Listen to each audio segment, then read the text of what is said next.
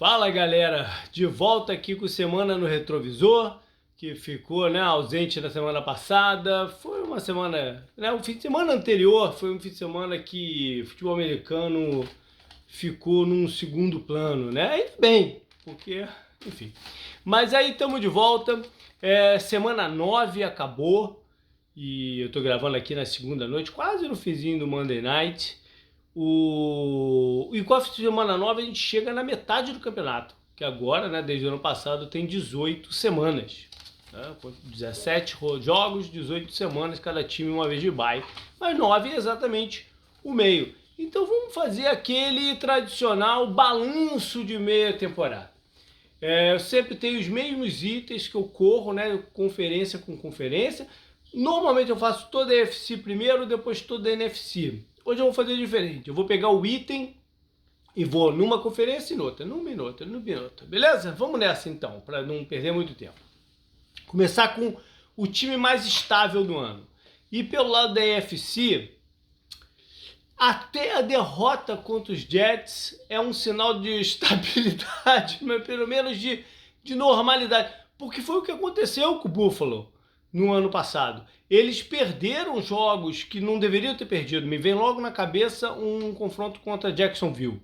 Então, esse tem sido normal deles, jogarem um pouco abaixo do que podem contra times que são... Se bem que o Jets está muito bem nesse campeonato, mas em teoria é mais fraco. Agora, esse ano não deveria ser assim. Eu ainda estou colocando eles aqui como mais estável, até porque no confronto direto com o Kansas City eles se deram melhor jogando lá em Kansas City. Mas eles não podem ir para os playoffs sem um mando de campo. A decisão desse ano contra os Chiefs tem que ser em Buffalo. Senão, cara, vai bater todo tipo de trauma. Eu não acredito neles se eles forem até a Kansas City. Essa ressalva. Do lado da NFC é mais fácil, porque a NFC está um caos e você tem um time invicto, que é o único do campeonato, que é o Philadelphia Eagles. Questione o que quiser, é o único time invicto e sei lá, até quando que essa invencibilidade vai. É um time que está com uma defesa muito boa, a gente fica dando mérito para o ataque, para o Hurts, para o jogo de corrida, mas a defesa dos Eagles tá voando. Vamos lá para a decepção. Pelo lado da FC, cara, eu vou de Chargers. Por mais que tenha ganho nessa rodada, ganhou porque o rapaz lá do Falcons soltou a bola depois do fumble lá, o jogador de defesa. É um time que já está de novo mutilado por lesões, poderia ter colocado eles nas lesões, mas aí seria a mesma coisa que todo ano.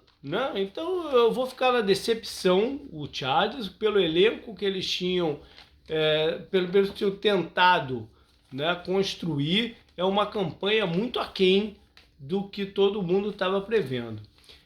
Pelo lado da FC, quase que eu fui braço a braço, 12 com 12, mas aí ganharam, um dos 12 ganhou ontem, eu vou dar uma aliviada nele, tá vindo aí do divórcio e tal, vou dar uma aliviada nele, vou ficar só com o Packers aqui. Porque por mais que a gente soubesse, todo mundo, era óbvio que a questão dos recebedores poderia ter ou não uma influência esse ano, a linha ofensiva tinha algumas lesões também, mas Aaron Rodgers, cara? A gente espera que o Aaron Rodgers vá fazer alguma coisa para colocar a dificuldade de lado e garantir o número de vitórias que a gente sempre vê dos Packers, Mas o que aconteceu esse ano? Esses recebedores estão muito mais aquém do que a gente pensava. O jogo de corridas, que foi escolhido para ser a válvula de escape nesse início de campeonato, enquanto a harmonia no ataque aéreo não acontecia, não está dando conta do recado, os passes para os running backs, a coisa está um pouco previsível, e ainda para piorar, o Rodgers está muito mal, muitas interceptações, que não é nem o comum dele, e a defesa não é ruim, mas não está fazendo o suficiente para compensar o problema do ataque. Então o Packers é uma grande decepção desse ano. O MVP ofensivo Eu vou com o Patrick Mahomes na NFC. Por quê? Porque todo mundo falou, caraca, perderam o Tyreek Hill, que é a maior arma ofensiva que tem na liga hoje e tal, eles vão sofrer um pouco no ataque. Sofrer, meu amigo, sofrer nada. Pode ter um jogo ou outro que as coisas não andam tão bem, mas isso também acontecia no ano anterior. O fato é que o Patrick Mahomes encontra maneiras de fazer o time vencer. A gente viu isso de novo no domingo à noite, agora ele correndo com a bola. Eu fiquei até tentado, antes do domingo à noite, eu estava até um pouco tentado a colocar o Travis Kelce aqui. Né? Porque é um jogador diferente também, né? que desmonta as defesas.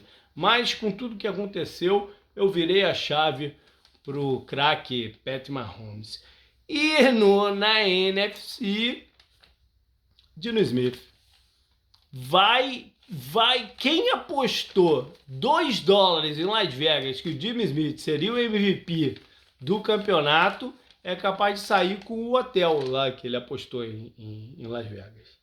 É a coisa mais surpreendente desse ano, né? O jogo consistente dele, não dando aqueles azares que ele tinha no passado e tal, e fazendo o Seahawks ser o líder da NFC West. Acho que estava conversando com o Canguru no grupo do 10 Jardas, ele falou, o Geno é o melhor quarterback da divisão, com certeza. Eu falei, não, o melhor da conferência, da NFC.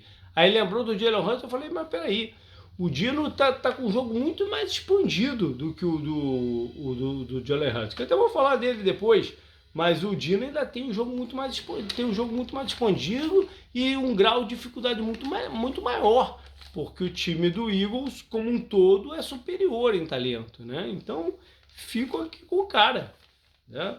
Quem diria.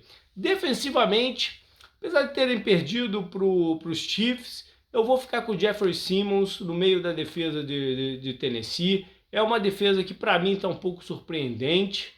Por mais que não tenha enfrentado ataques tão poderosos, na partida contra os Chiefs foi muito bem de novo, e essa defesa começa com o Simmons ali no meio, porque a presença dele deixa o resto acontecer. Né?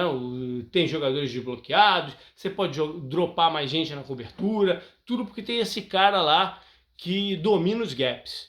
Então eu vou com ele. E pelo lado da NFC, aí não tem dúvida, né? O Micah Parsons é a estrela, já está com 8 sacks no campeonato e lidera uma defesa que é altamente agressiva. E apesar dos adversários já se preocuparem com ele, né? Já fazer os bloqueios, ele ainda consegue ter o destaque que ele está tendo. Os jogadores que se desenvolveram, vamos começar com o ataque e com a AFC. Toma lá que eu tô com o Tua, cara, é um cara com uma trajetória do esporte, né? Não vou falar nem só na NFL, uma trajetória do esporte complicadíssima, né? E esse era o ano do tudo ou nada para ele, e tá sendo, por mais que tenha passado aquele problema das concussões, um risco danado para a saúde dele e tudo mais. Eu mesmo achava que de repente ele devia ter ficado um pouquinho mais fora, mas enfim, o fato é que quando ele está em campo, o Miami ganha. Né? E ele está jogando bem, está encontrando seus alvos.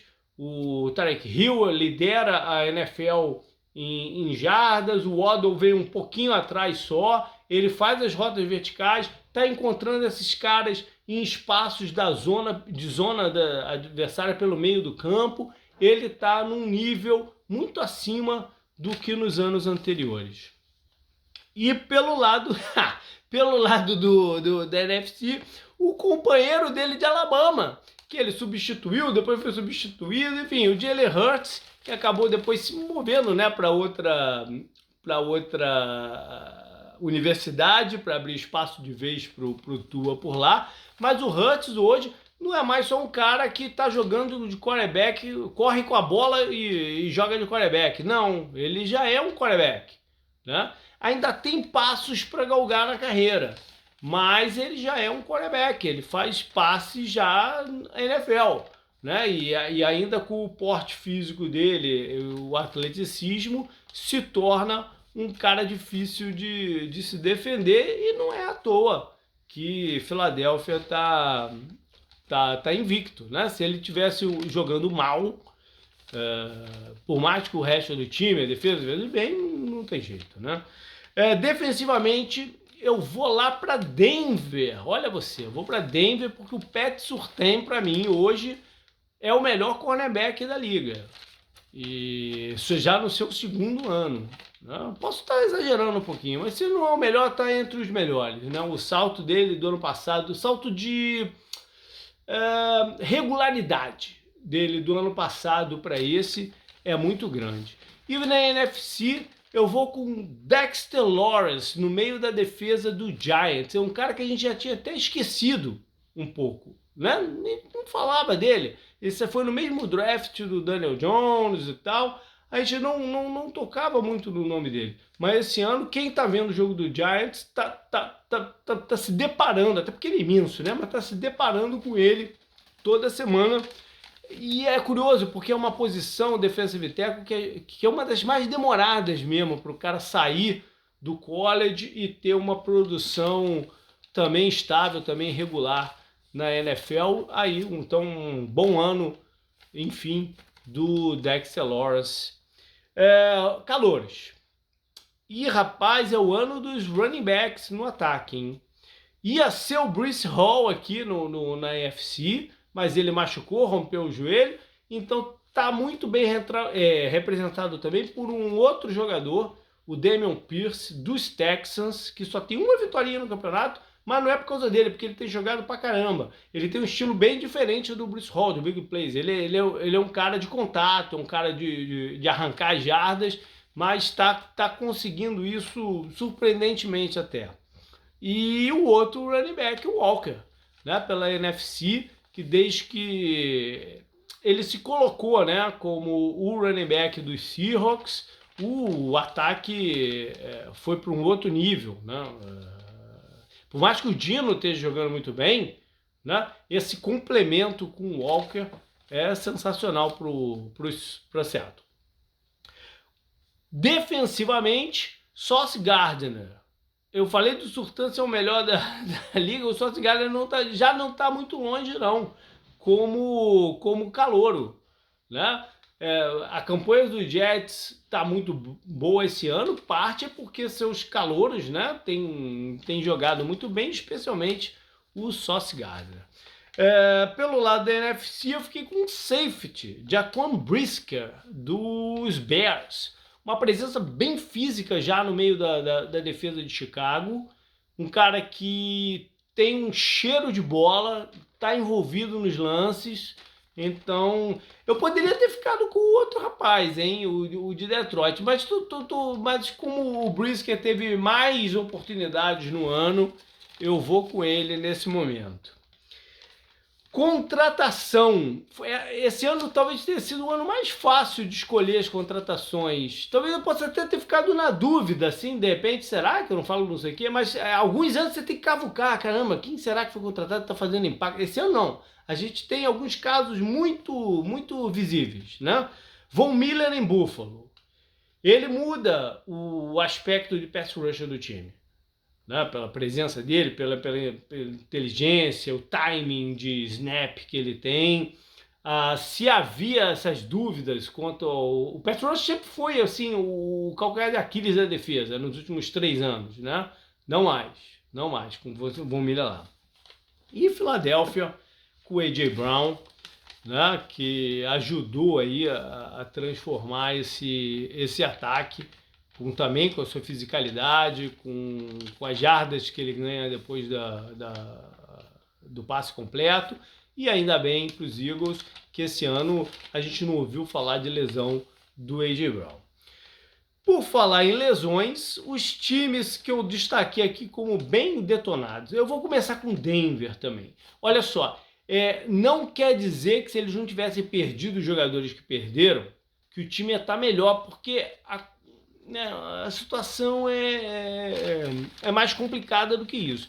Mas não dá para negar que a quantidade de jogadores importantes que eles perderam faz diferença, né? No ataque tem o Garrett Bowles, o left tackle, tem recebedor que perdeu logo na pré-temporada, o Patrick, o Javonte Williams, o excelente running back que eles têm, sem contar no Russell Wilson de novo. Não tô também falando que antes de machucar ele estava jogando, não estava, mas é mais um componente aí para parada. E defensivamente, na defesa também perderam já a defesa que está jogando muito bem, hein? Mérito para o seu coordenador defensivo, o Ediro, um cara meio desconhecido, mas que está também numa intensidade muito grande. Mas também perdeu vários jogadores, né? Entre linebackers e o Darby de cornerback, pass rusher, enfim.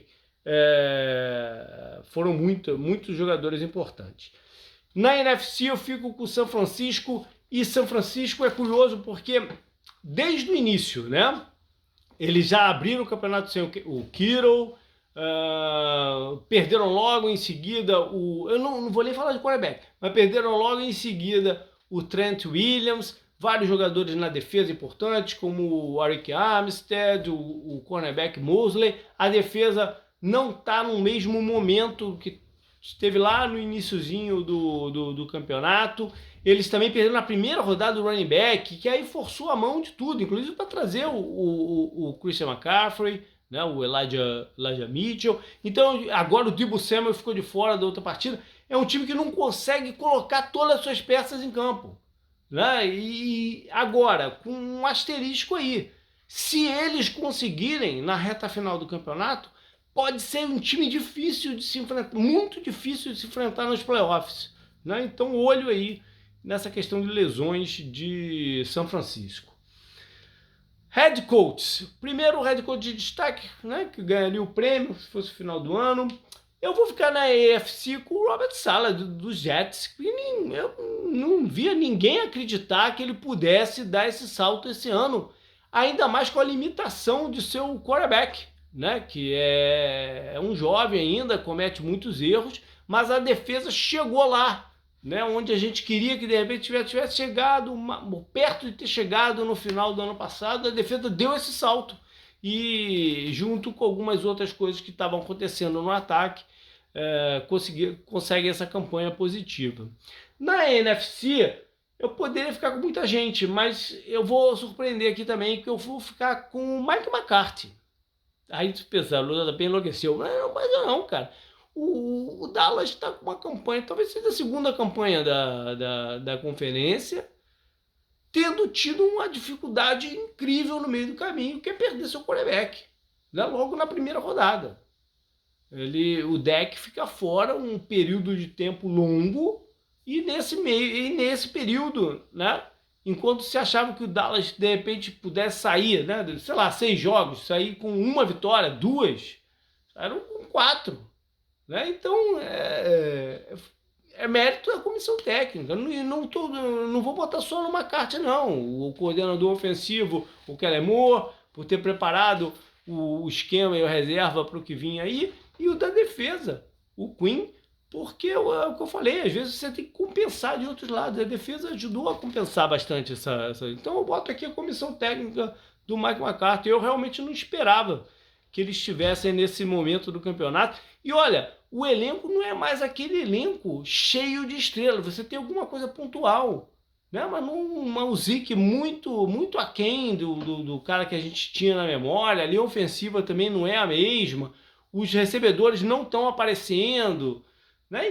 Então tem o Diggs não está fazendo aquelas interceptações todas do ano passado. Então não é que as estrelas estão... Não, é um trabalho de conjunto, sim. E aí eu coloco isso na conta positiva do McCarthy e companhia. Treinadores que eu acho que não vão, né, voltar para 2023. Eu ia falar o Frank Wright aqui do Colts, mas eles já hoje, né, anteciparam a parada e demitiram. Então eu vou, para não deixar passar, eu vou ficar com o Nathaniel Hackett de Denver, que eu acho que bateu, né, aquele remorso de compra, devolução e tal. Será que o Packers aceita de volta? Não sei. Mas, sei lá, a coisa não foi redondinha pros Broncos, já um pouco desde a off-season. E, sei lá, é sempre difícil apostar que um head coach de primeiro ano vai cair, né? Mas tem acontecido. E na NFC, Cliff Kingsbury. Já deu, né? Eu já falei várias vezes, eu pessoalmente eu gosto do Cliff, eu gosto de várias coisas que aconteceram no período dele em Arizona, mas deu um racha de relacionamento dele com o Kyler Murray, e isso está reverberando para o resto do elenco. Tá todo mundo nervoso, as coisas não estão acontecendo, muitos erros infantis, não está conseguindo reverter um dos problemas do ano passado, que foi a quantidade grande de penalidades. Tá difícil. Por mais que ele tenha tido contrato renovado, eu acho que vai ser difícil manter a estrutura para frente. Eu não vou ficar só no balanço, eu vou fazer rapidamente alguns destaques dessa rodada. Eu vou começar com o ofensivo. Eu queria destacar o Trevor Lawrence, que vinha numa pegada, numa sequência muito ruim com os Jaguars. Teve o adversário ideal, que foi o Raiders, nessa rodada, e ele saiu, para mim, muito bem. Foram 25 passes completos de 31, só 235 jardas, mas pela eficiência 7.6, que é ok. Jardas por tentativa, um touchdown só, mais nenhuma interceptação. Eu vi bem um bom pedaço do segundo tempo desse jogo, e ele teve uma sequência, se eu não me engano, foram de 12 passes completos seguidos. Isso mostra um pouco de tranquilidade, de observar o jogo, entender para onde tem que ir com a bola, as deficiências da defesa do Raiders, onde explorar. É isso que a gente quer do quarterback novo, né? Essa calma, essa visão de jogo. E ele mostrou nessa partida. Tomara que ele desabroche aí no grande quarterback que pintava na época do college. Defensivamente, eu vou com o Matt Judon, que liderou aí a defesa dos Patriots numa saraivada de sacks em cima dos quarterbacks dos Colts. Ele teve 3, o outro cara também teve 3, o Ush. Mas o Judon é mais representativo, né? Ele já está com 11,5 na temporada. Em Special Teams, Miami bloqueou um punt com o Jalen Phillips. O defensive tackle foi calouro no ano passado, e a bola sobra para o linebacker, o Adam Van Ginkel, pegar e levar para o touchdown. E pelo andar do jogo que teve, né, o Justin Fields correndo 170 por jardas, eles precisaram ir muito desses pontos aqui para ganhar o jogo. Calouro, eu mencionei que eu poderia falar do safety dos Lions, e vou falar aqui, Kirby Joseph, 2 interceptações em Aaron Rodgers, né? Ele não começou jogando, mas ele já vem tendo um número expressivo de snaps há umas 3 rodadas pelo menos. Já tinha causado 2 fumbles no campeonato, alguns passes defendidos, e nessa rodada foi essencial os seus turnovers, suas interceptações. Ele ainda teve 10 tackles, olho nesse cara. Para finalizar uma jogada, eu não costumo ficar com jogada de time que perdeu, mas eu fiquei assombrado com o touchdown do Curtis Samuel do Washington contra a Minnesota, um lance longo em que ele pega a bola no meio de 3 jogadores. Teve uma dia do juiz que se trombou com o defensor de Minnesota, mas ele ainda nem é tocado quando cai, se liga, levanta e faz o touchdown. Achei a jogada sensacional. Valeu, galera. Até o podcast e até a semana que vem.